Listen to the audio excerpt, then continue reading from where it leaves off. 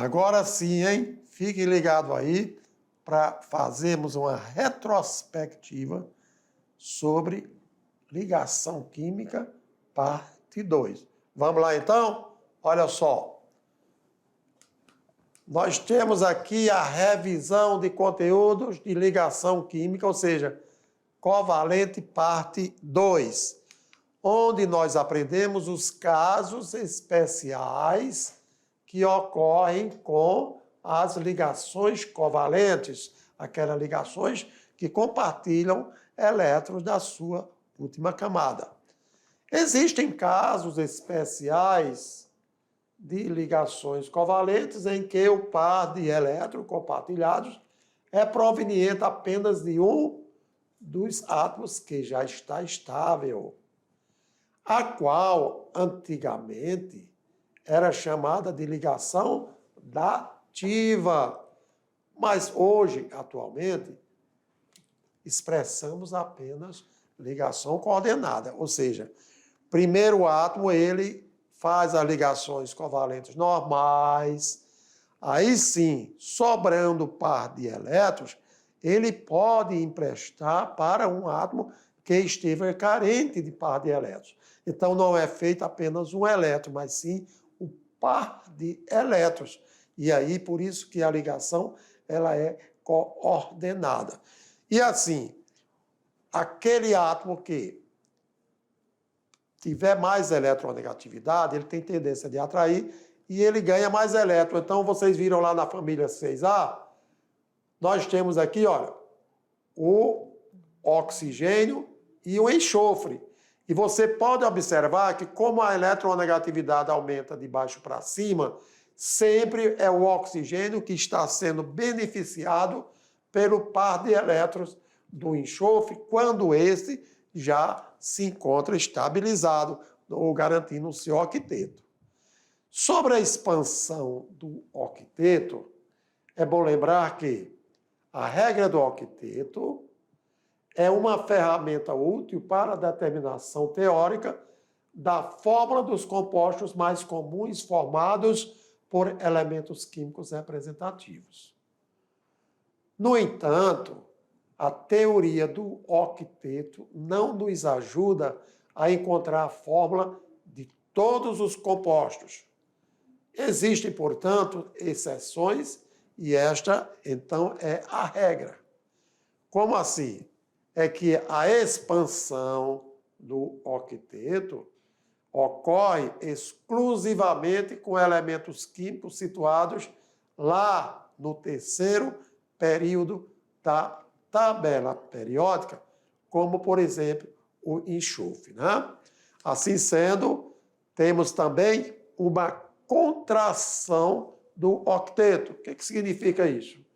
É que ocorre nos elementos do segundo período em diante, principalmente nas moléculas que apresentam o berílio e o boro, além também de alguns óxidos de nitrogênio. Então, aqui são raras exceções, né?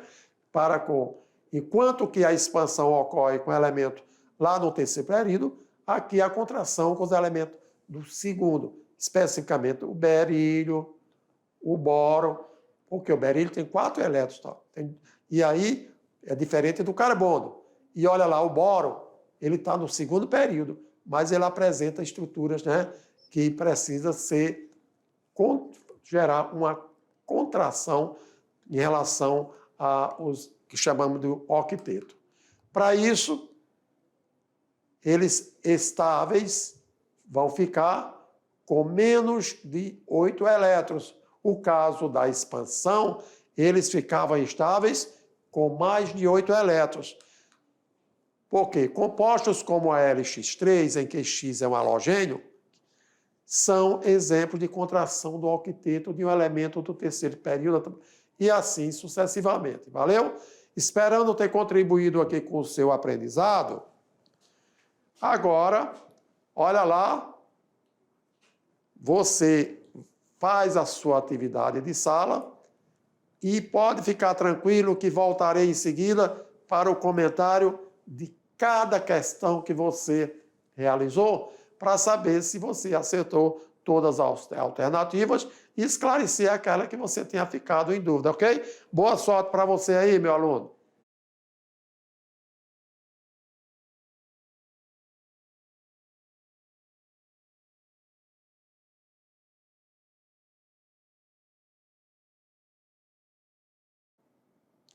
Agora sim, você já realizou a sua atividade de sala.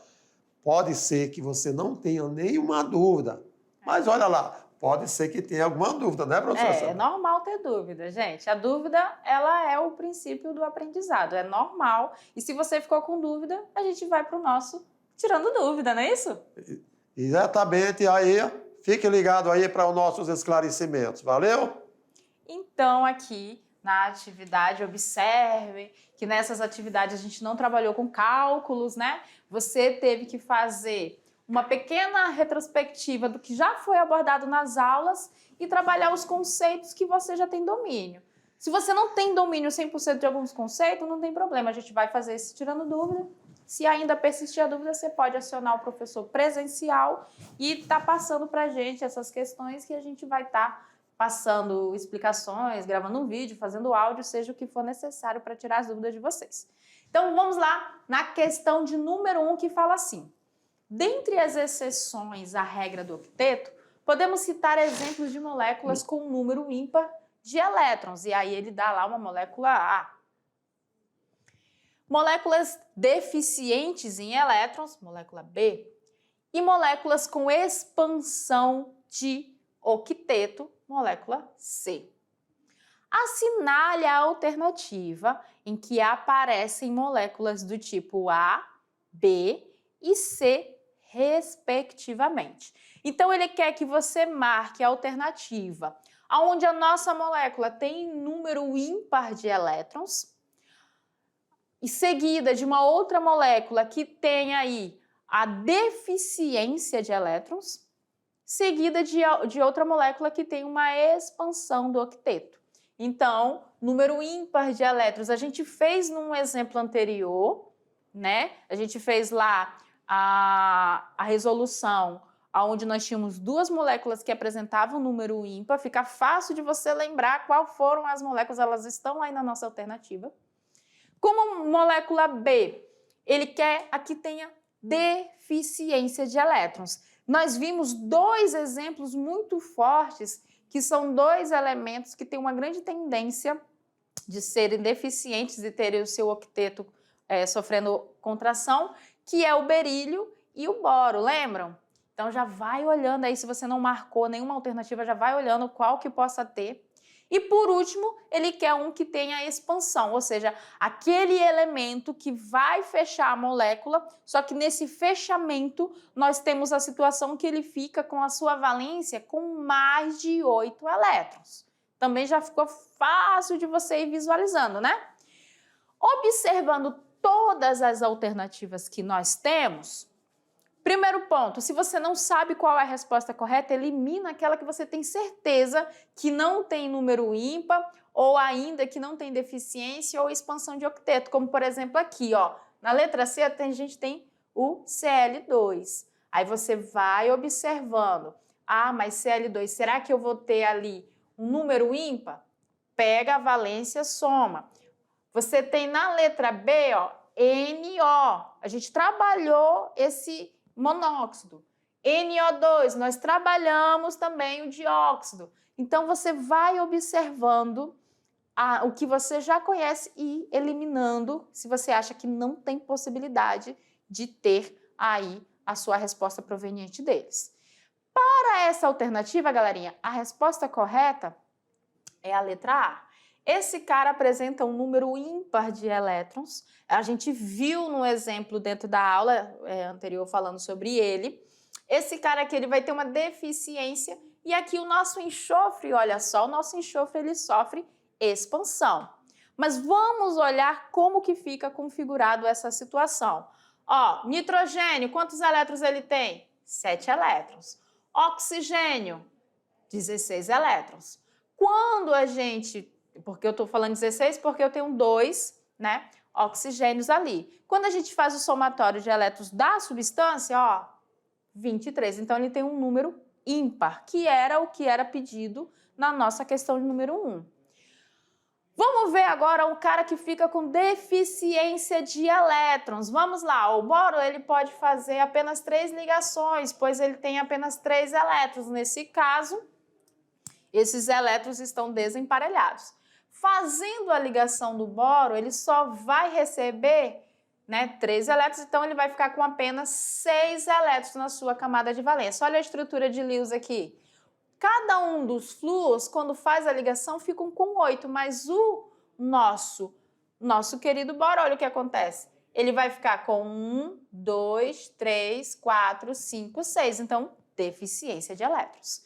E a expansão, nós temos aí um enxofre que pertence à família 6A ou grupo 16 da tabela periódica, e ele pode fazer apenas 2 ligações, mas, como é visto na molécula, o enxofre acontece o quê? Ele terá que fazer 6 ligações com o flúor, Fazendo as ligações, o enxofre terá 12 elétrons na sua camada de valência, fazendo com que ele tenha aí a expansão do seu octeto. Por isso que a nossa alternativa correta, que apresenta uma substância de número ímpar, a substância que tem deficiência, e aqui tem a expansão do octeto.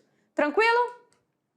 Questão de número 2. O elemento químico enxofre está localizado na família 6A, ou grupo 16 da tabela periódica, conhecido como a família dos calcogênios, no 3º período da nossa tabela periódica.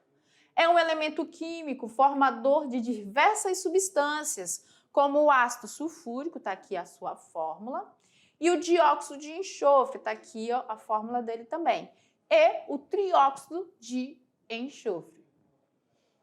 Qual é a quantidade de ligações covalentes dativas, ligações coordenadas, que esse elemento químico é capaz de realizar? Que elemento químico, professora? O enxofre.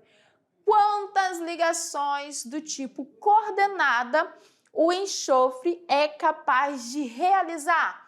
Ou seja, quantos pares de elétron ele é capaz de compartilhar com um outro elemento sem receber nenhum elétron nesse compartilhamento? Aí você pode pensar, eu já vi ele compartilhar 4 lá, e aí então eu acho que é o número 4. Calma aí, galerinha. Observe que nas ligações aonde o enxofre realiza 3 ligações com outros elementos, as primeiras ligações ele realiza o compartilhamento, aonde ele fica estável, e só depois ele vai fazer a ligação do tipo dativa, do tipo coordenada. Então, ele pode estar doando, estar compartilhando até 2 pares de elétrons aqui, ó. Até 2 ele vai estar podendo compartilhar, no caso é a quantidade de ligação do tipo dativa que ele vai estar realizando. Então, a nossa alternativa correta é a letra C. Cada ligação dativa utiliza 2 elétrons não ligantes do átomo estável. Então, o enxofre ele vai poder realizar 2 ligações dativas. Por que 2, professora? Vamos lá. 6 elétrons na camada de valência. Digamos que ele compartilha esses 2 elétrons aqui com outro elemento qualquer, elemento X. Quantos pares ficou desemparelhado aí que ele tem disponível para fazer ligação do tipo dativa? Só 2, ó. Uma para cá, digamos, e outra para cá. Então, ele só pode realizar até 2 ligações do tipo dativa. E esse daqui, professora? Ele só pode realizar a dativa depois que ele está estável. Então, esses 2, ele sempre vai estar compartilhando primeiro, né, professor Almeida? Exatamente, garantir o octeto, agora sim, eu posso emprestar para você um par de elétrons. E aí, garantir a estabilidade do elétron, que é útil para formar o composto, tá bom? E assim sendo, vamos agora para Se Liga no Enem, porque faz parte da nossa terceira questão. Vamos lá, então? Ó. A descoberta do elemento químico boro é atribuída a esse cientista, tá bom? Aos cientistas David e Gay-Lussac, etc. Simultaneamente, eles são da Inglaterra e da França. Somente com base no seu número atômico, muitas informações sobre suas propriedades podem ser inferidas. E abaixo estão enunciadas algumas dessas propriedades, mas que somente uma é correta. E aí? Letra A. O seu estado de oxidação mais comum é o 2. A estrutura de Lewis de sua molécula diatômica é boro-boro. Deve formar moléculas em que o átomo de boro não obedece à regra do octeto. Letra D, não forma compostos covalentes. Ou letra E, é um elemento do terceiro período da tabela periódica. E aí, o que vocês, diante do que a professora Sabrina abordou e falou, no caso da expansão, em que período o elemento químico estaria? No caso da contração, em que período o elemento químico estaria? Aí, eu acho que, diante da revisão que fizemos, dos comentários, então, olha só, chegaremos o quê? A resposta correta é que ele deve formar moléculas em que o átomo de boro não obedece à regra do octeto. Vocês viram que parte eles formam expansão, parte eles formam contração, não é isso mesmo, professor? Também. E aí, como o próprio enunciado falou, ó, você observa que o número atômico dele é 5. Como você já sabe fazer a distribuição eletrônica, você fez, né? Com certeza eles fizeram, né, Almeida? Perfeitamente. O primeiro passo é a distribuição eletrônica. Vocês fizeram lá e observaram que a camada de valência dele, ele tem 3 elétrons, né? E aí, na hora que a gente está falando de formar moléculas, ele vai estar fazendo ligações aonde? Se ele só tem esses 3 elétrons na sua camada de valência, nas ligações dele, se ele compartilhar, o que vai acontecer? Ele vai ficar com mais 3 elétrons, que vai dar um total de 6. Nesse caso, ele não obedece à regra do octeto. E, se você for observar também, você consegue, pelas informações da tabela periódica, notar que, como a camada de valência dele é essa daqui, significa que ele está em qual período da tabela periódica? Segundo período. Normalmente, a contração do octeto ocorre desses elementos do segundo período e a expansão ocorre do terceiro em diante. Então, essas contribuições com dicas assim, é muito bom para você poder compreender melhor a questão. Mas tem um comentáriozinho para a gente fazer sobre essa questão, né, Almeida? Vamos lá no comentário da questão, no slide? Então, aqui a alternativa C é a alternativa correta. Olha só, por que a letra A não é a correta? Porque o estado de oxidação mais comum do boro, a carga dele lá, ó, não vai ser de 2, vai ser 3, até porque ele tem exatamente 3 elétrons, exatamente. Na letra B, que fala que a fórmula de Lewis lá, diatômica, lá estava assim, vocês viram as bolinhas? É bem sutil, às vezes você não enxerga, né? Dizia que, no caso, se fosse um boro ligado a outro boro, ele estaria fazendo ali ligação dupla. E a gente observa que seria uma ligação do tipo tripla, né? A estrutura de Lewis não seria daquele jeito. A C está correta, a gente já viu. A D está errada porque o boro forma compostos do tipo covalente. E a E também porque o boro é um elemento do segundo período da tabela periódica. E aí a gente viu que realmente só a letra C é a correta para essa questão. Sendo assim, meu caro aluno, com todo o comentário, além da revisão, a discussão de cada alternativa que eu e a professora Sabrina fez, garanto para você um aprendizado, com certeza tiramos as dúvidas, tá bom?